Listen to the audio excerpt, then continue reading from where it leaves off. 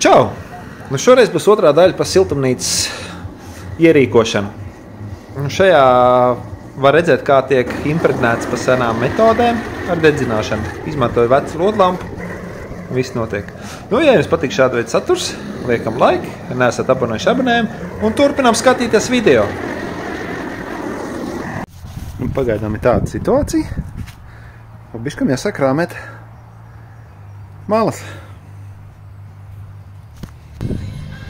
Nu, ar šito sagarinām vajadzīgo daudzumu uz materiālus. Nu, perimetrs ir salikts. Protams, te bišķītiņi būs vēl jārauk zemi nost, bet tas tā.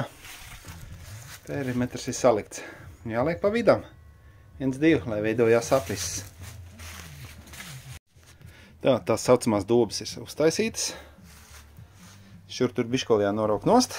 Taciņi būs jāuztais smuka. Un likšu iekšā ģeotekstilu. Tas tā vairāk, lai nepazustu, kā saka, kūdrs maisījums zemē. Un nezāls nenauktu uz augšu un kurmi. Citi liek sietu, es likšu šitādā variantā.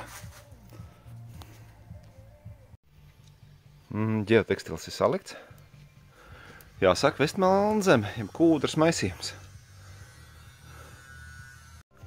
Nopirku šādu substrātu. Jāved iekšā un jāber ārā. Viens šitāds maiss sver 60 kg un ietilpība 250 litri, kad viņu uzbužina.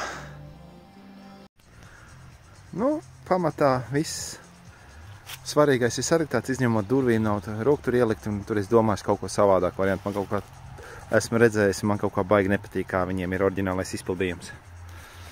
Ejam iekšā.